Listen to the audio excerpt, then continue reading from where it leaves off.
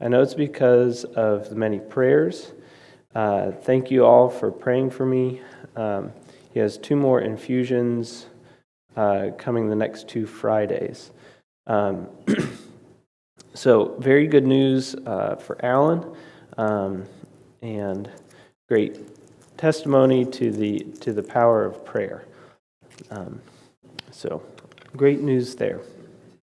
Any other announcements or updates? I have an update on, all of Rob and Kara's family. His dad is in the ER. He's fallen twice in the past week and fell again around midnight. He was dazed and confused and not communicating properly, so he was taken by ambulance. He's very restless, agitated, and not able to respond properly to questions or commands. They've done a battery of tests and blood work and now are awaiting MRI of his head to check for stroke. He will be admitted once a room is available.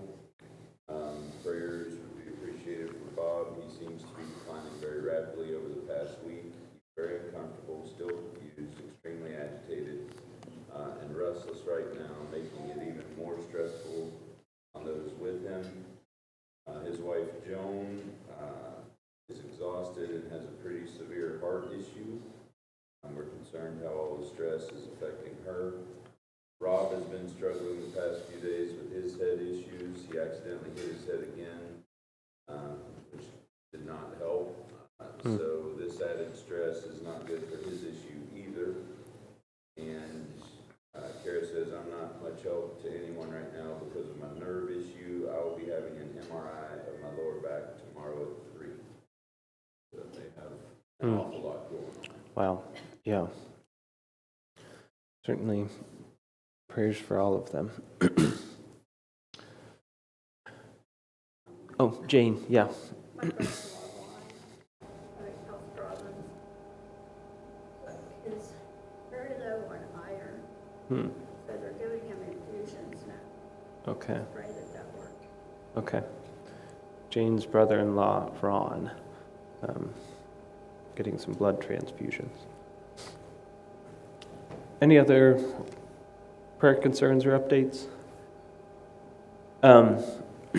Just want to remind everyone, I think everyone was at the meeting last week after services where we discussed the forms that were handed out to allow people to provide feedback on men that they would support to be an elder. We are looking to have those returned to us. Sure. Okay, yeah, that's right. The grounds weren't here. Hoping to have that returned to us this coming Sunday. So you can hand those in to either Randy or myself. I did just want to kind of leave a few minutes here at the beginning of class that if anyone has any questions from the meeting last week or any questions about the form or the process, we could discuss that now. But forms are on the back. If you have misplaced yours or didn't get one last week. But yeah, get those in to us by this coming Sunday, and then we'll take a week or so to look through and kind of compile those names. It's going to be probably about a month-ish until we submit names, or maybe not quite that long. It's going to be a couple weeks before we submit names back to the congregation for men that we would look to appoint, and then we'd have a couple more weeks for any feedback that's generated at that time. Was there any questions or discussion from the meeting last week or regarding the forms? Anything like that? Quiet group. Hopefully. Heard it so thoroughly. Sure, we'll go with that. Hopefully that's the case. All right, we are going to be. Sorry, Oh, sure. Diane has had a rough week too. Oh, Pray for her okay. as well. All right. Diane McCain having a tough week. Bernie, I've got one in. Thank you. Thank you. We are going to be continuing through Lesson 5. If anyone doesn't have the sheet, we handed that out, I think, 2 weeks ago. I think there's some more on the back bench or whatever that thing is called.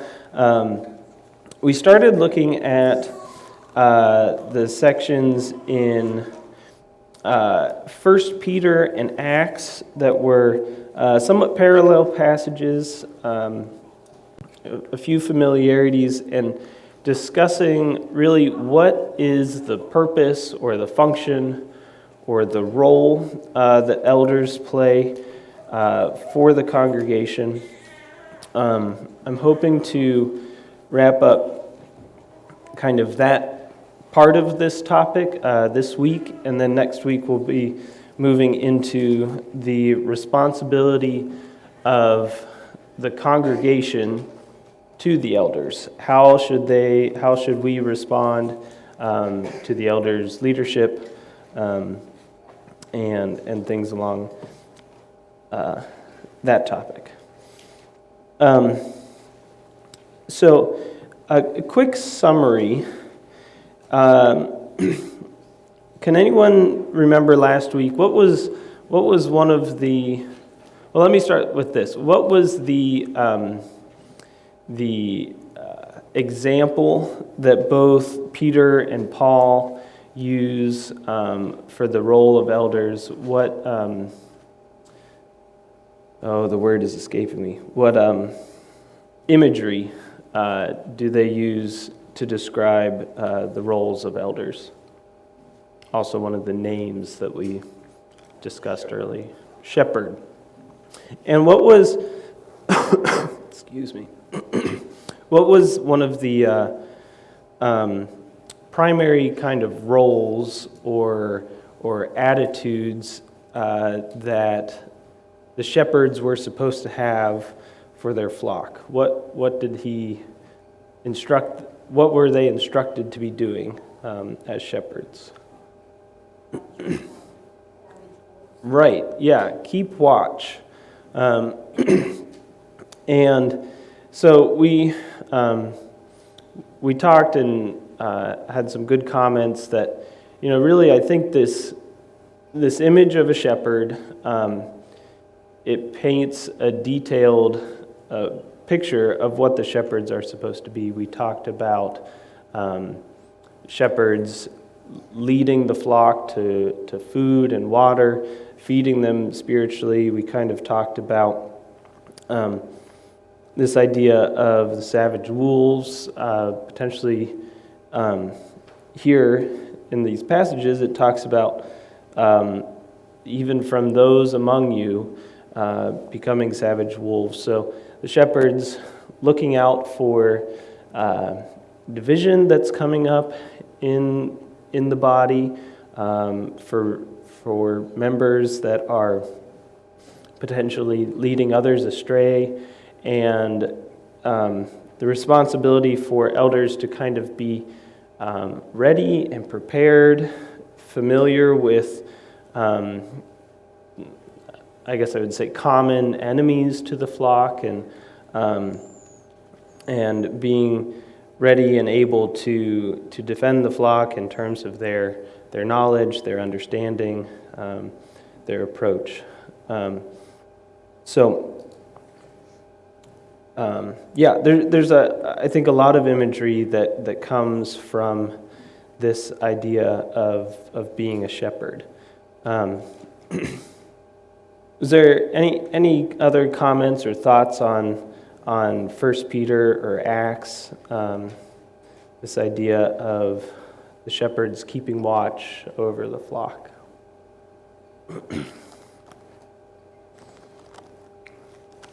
We'll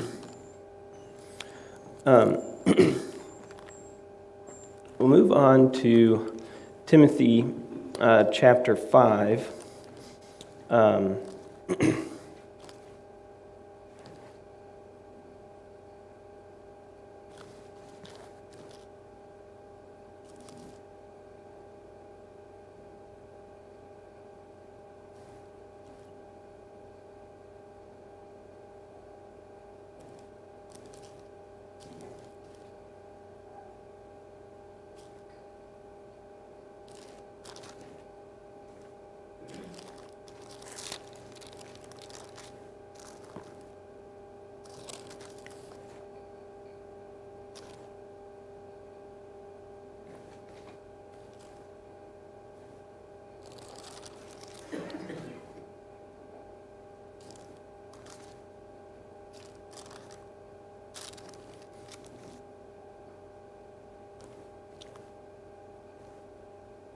um, 1 Timothy chapter 5, verses 17 and 18. This is kind of in the larger section of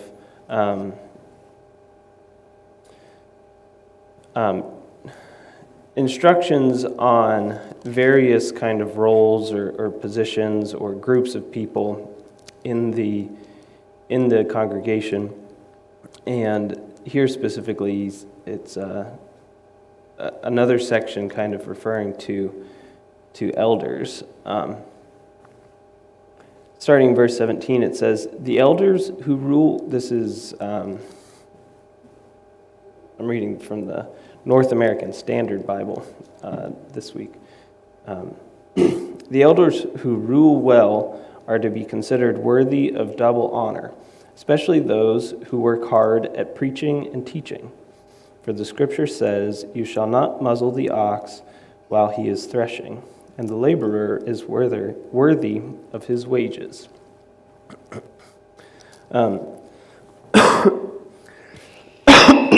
Excuse me. Pretty simple question to start, but from this passage, what's something that we learn that the elders are to be doing for the congregation? Something we've discussed at other times as well. But That version says direct the affairs of the church.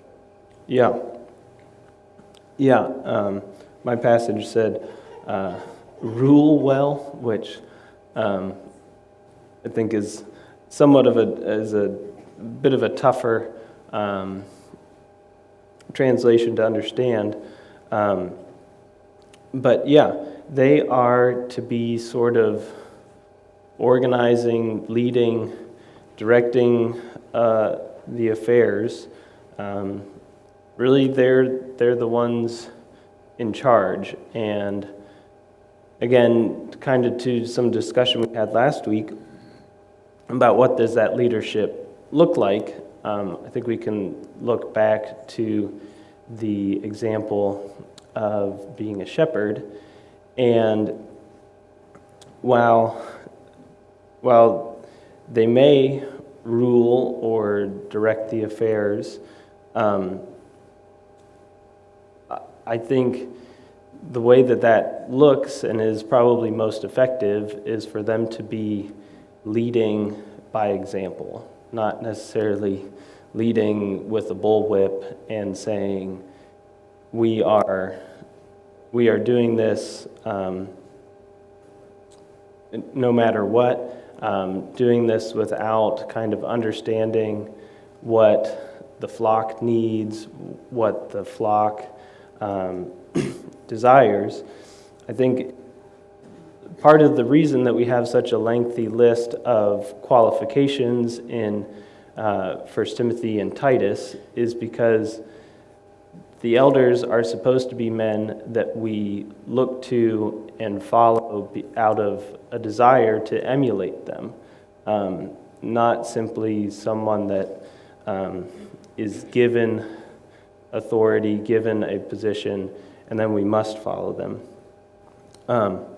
But On the flip side of that, one thing that I think is a blessing of having elders is that it allows a congregation to have a system to say, for someone to say, the buck stops here on certain issues. We have men in place that we should be comfortable and willing to defer to their judgment on things. Feels a little bit like I'm talking out two sides of my mouth here, but on the one hand, we have this idea that they should be shepherds leading by example. But on the other hand, we have sheep that should be listening to, obeying the call of the shepherds. And really, I don't think they're discongruent, but sometimes it takes faith and obedience on both the parts of the shepherds and the flock for that to really to work when the rubber meets the road on maybe a more contentious issue, or times that there are matters of just differing opinions. Having men in place that are empowered and kind of given the ability to make decisions and lead in that way, I think is a blessing both to the men that are leading, that they are given the opportunity to have confidence and make decisions that maybe otherwise just a general member of the congregation wouldn't be appropriate for them to make, or who are they to decide those sorts of things. But also, we have a process and people in place to make hard decisions. So, sorry, that was kind of a long ramble there. I don't know if I was very effective in communicating what I was trying to say there, but any thoughts or questions, comments on that idea of ruling or directing the affairs of the church?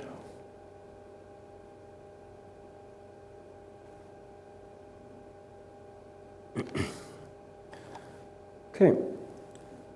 Next thing I want to discuss is this idea of being worthy of double honor and not muzzling the ox.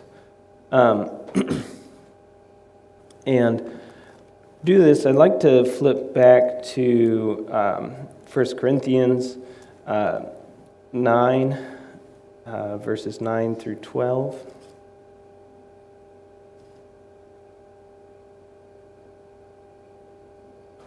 This is another passage where we see this imagery which comes from Old Testament law of the people of Israel literally being told not to muzzle oxen while they are attached to a big arm that would be turning and grinding grain, or even just their feet threshing out the grain. They were instructed for that animal, don't muzzle it. Allow it to continue to eat and experience the fruits of its labor. And here in the New Testament, we see this imagery used a few times about not muzzling the ox. And we'll look at the example here in 1 Corinthians 9, starting in verse 9. For it is written in the law of Moses, you shall not muzzle the ox while he is threshing. God is not concerned about oxen, is he? Or is he speaking altogether for our sake? Yes, for our sake it was written, because the plowman ought to plow in hope, and the thresher to thresh in hope of sharing the crops. If we sowed spiritually things in you, is it too much if we reap material things for you? If others share the right over you, do we not more? Nevertheless, we did not use this right, but we endured all things so that we will cause no hindrance to the gospel of Christ. So, he says, Paul says, is God really just concerned about the welfare of oxen in this? No, he writes it for our sake. Someone could take a stab at explaining here what Paul is saying and how this expression, not muzzling the ox, applies to this situation that Paul is describing. What's going on in this passage?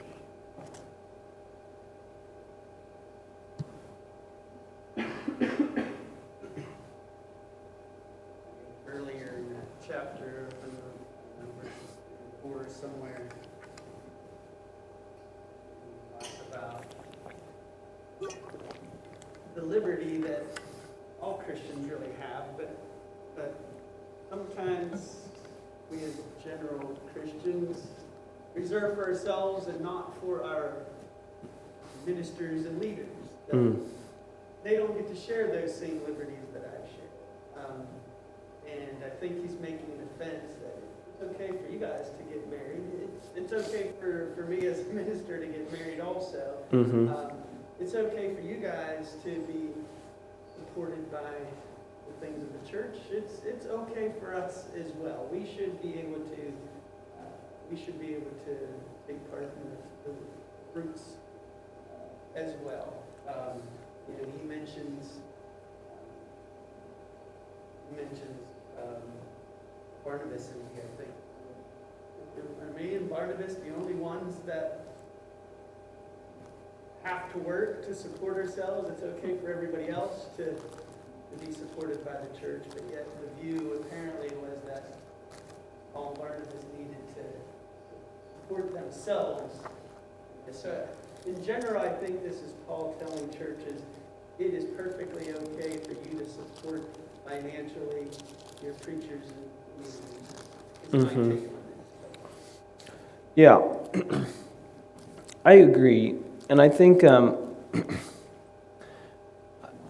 I think in today's day and age, where we kind of have our modern systems in place that I would say the kind of typical model is that a church has a building that they supply, and most churches look to supply a minister that is kind of primarily tasked with doing preaching, teaching during the corporate meeting times, and they generally have elders that, at least from my experience, generally always have secular jobs and then serve the church kind of on a volunteer basis as elders. I think this passage is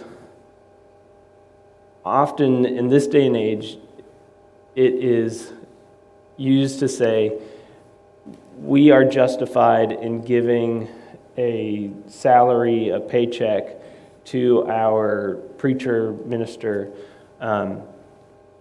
but to kind of what Uncle Keith was just saying, I think in the time that this was written, I think that support could have looked potentially very, very different, and I don't think that this passage has to only apply to us being able to give financial support to ministers, which is really the position that's discussed in 1 Corinthians.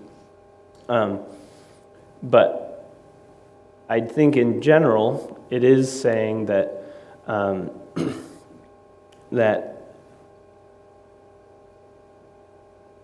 those that are in positions of teaching, they can be supported financially, but they also share in the blessings that that a congregation has, the resources that we have collectively, just as any member should have.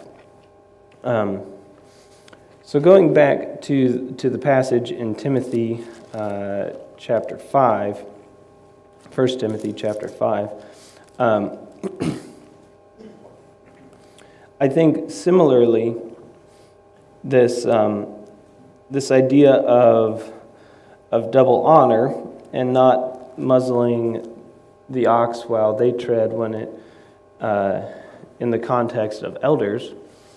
I believe this means a couple of things. Is that one, elders,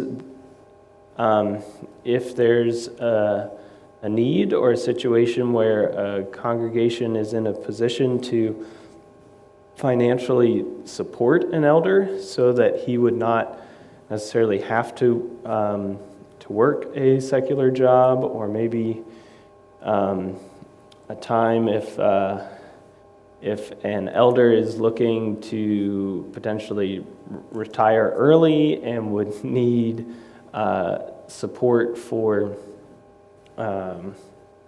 healthcare or whatever. I think really viewing elders as someone that could dedicate, quote unquote, full-time focus to the needs of a congregation could be just as beneficial, if not more so, than having a full-time preacher in office. Not necessarily advocating for that for this group here and now, but I do just think it's something that, at least in my kind of sphere of knowledge, I'm not very aware of many congregations that utilize this model. I personally am unaware of any elders that are supported in this capacity, for them to be able to kind of focus their efforts on shepherding. And here specifically, it mentions those that labor in preaching and teaching. Another thing that this calls to mind is, can a preacher, minister, could they serve as an elder? And my opinion, and I think from this passage and really from the kind of comparing the times that that minister is used, I really think they're not necessarily intended to always be distinct roles. So to simply say it, I believe that a preaching minister, even one that is supported financially by the church, could serve as an elder. That said, I do certainly understand that at times a minister who has the opportunity to speak for a certain amount of time every Sunday, ministers in their roles already have I would say an oversized, maybe not oversized, they have the ability to influence a congregation maybe in ways that general members don't, and even elders don't, just in the fact that they are able to take time every week to explain their thoughts. And so, while I think at certain times there's nothing explicitly that precludes a minister from serving as an elder, I do just think it is good for congregations to be thoughtful in not allowing any one man to have too much sway or influence over a congregation by giving them the opportunity to preach every Sunday and serve as an elder who is charged with directing the affairs of the congregation. So, in my mind, I think that's a very nuanced situation. It's something that I believe God has given us the ability to set things up as are appropriate given the specific men available in a congregation who meet the qualifications of elders, and if a congregation has a full-time, or in our situation, not even a full-time preaching capacity, I think whatever would be best for that congregation, I think we have the ability to do. But I just think that situation should be navigated with maybe an extra level of thought and sort of trying to maybe be forward thinking in, are we potentially putting someone in a position that is not appropriate for that person or for the congregation. So, excuse me, that sounds terrible coming through the mic.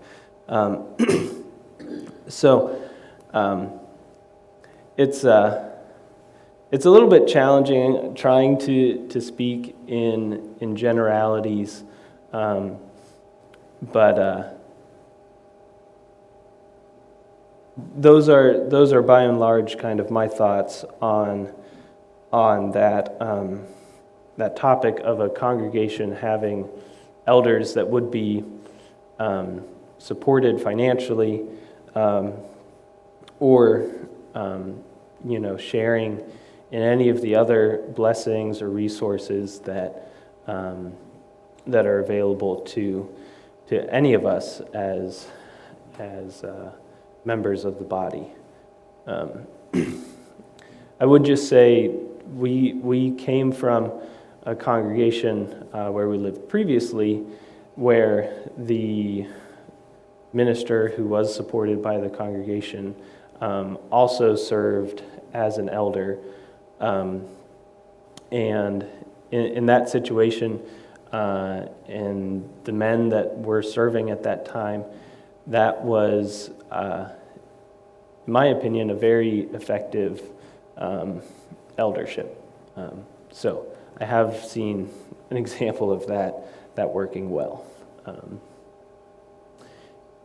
Any thoughts, questions, comments on that topic? I'm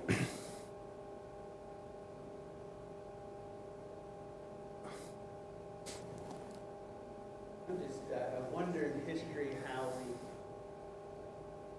ended up with the model that we typically, it Yeah. seems pretty clear that he's talking about. And the labor is worthy of his wages. It's clear he's talking about supporting others financially. I know of no, personally, I'm sure it happens, Yeah. but I don't know of any elders that are financially supported. I wonder if our system years ago, wondering about what, if we had started supporting elders and the ministers were the Right. the volunteer. Pro bono, Right. yeah. If the church would be in any different state. Yeah. Better off it was. Yeah. Wondering why and how we ended up with the model that we ended up with. Right. Yeah, I totally agree. And yeah, I think it's, I don't know, it's interesting because both for ministers or elders, I do think there's benefits in them, this is a terrible term, but having real jobs and, you know, thinking about Richard working in the school and just kind of the connection that brings to more people in the community from an outreach standpoint.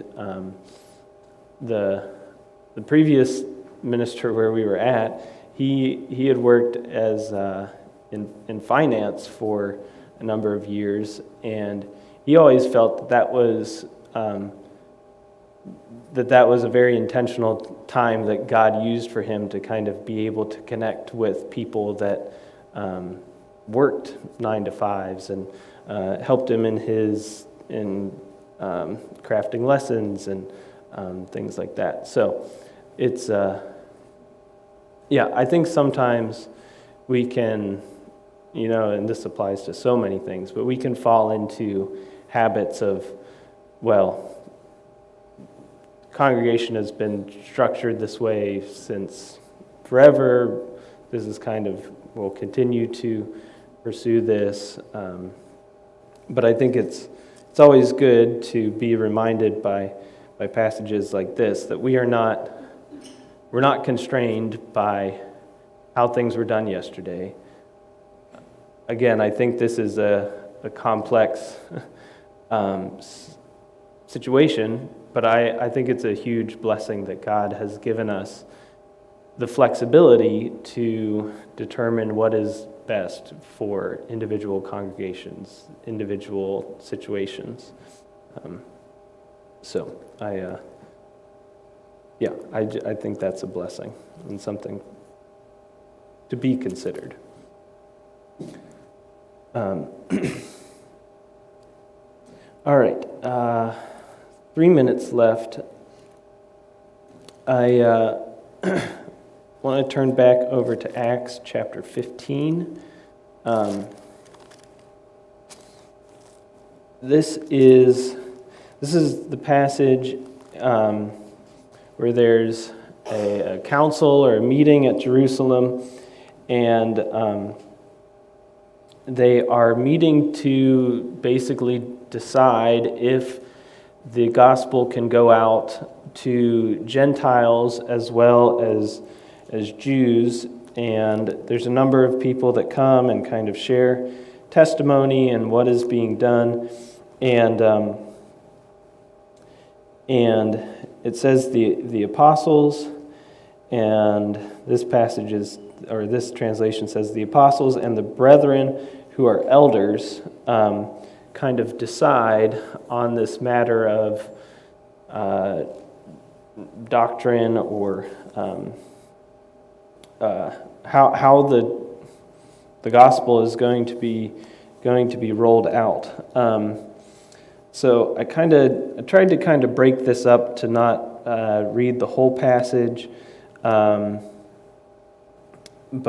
get the main idea. Could someone read verses 1 and 2? Then look for another volunteer to read verses 5 and 6. A third volunteer to read 11 through 14, and then someone else to read 22 through 23.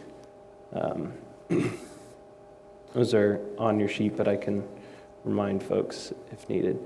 Someone willing to read 1 through 2?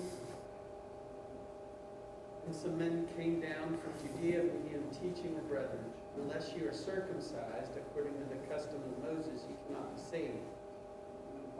Barnabas had great dissension and debate.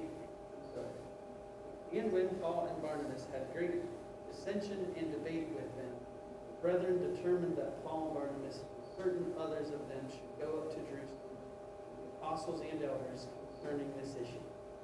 Thanks. Verse 5 and 6.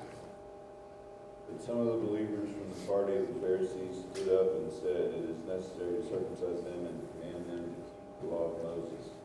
Then the apostles and the elders assembled to consider this matter. 11 through 14. We believe it is through the grace of our Lord Jesus that we are saved, just as they are.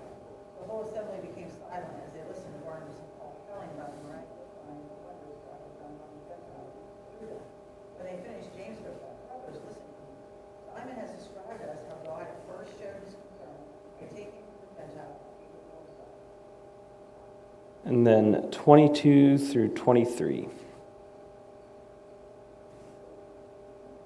Then the apostles and the elders of the whole church decided to select men who were among them and to send them to Antioch with Paul and Barnabas, Judas called Barsabbas, and Silas, both leading men among the brothers.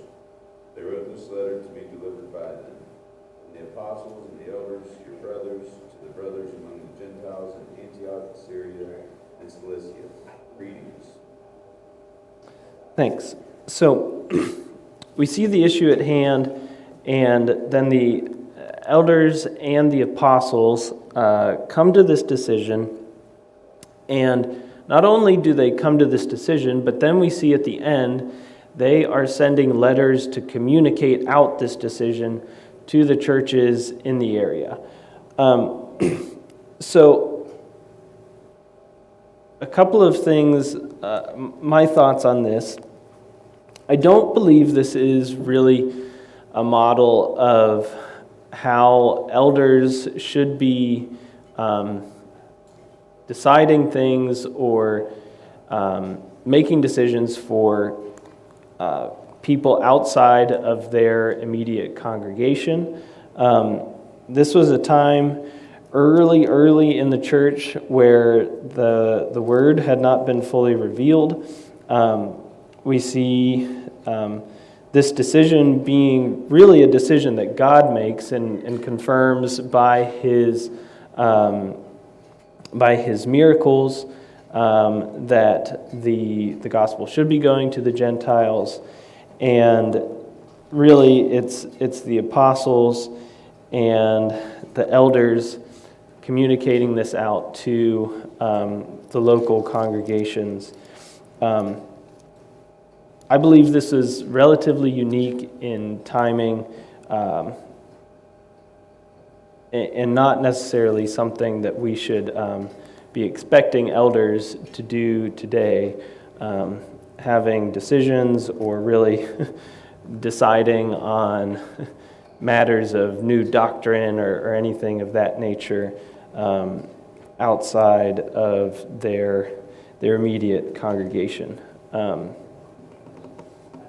We are a little bit past time. Thank you, everyone, for your presence and participation.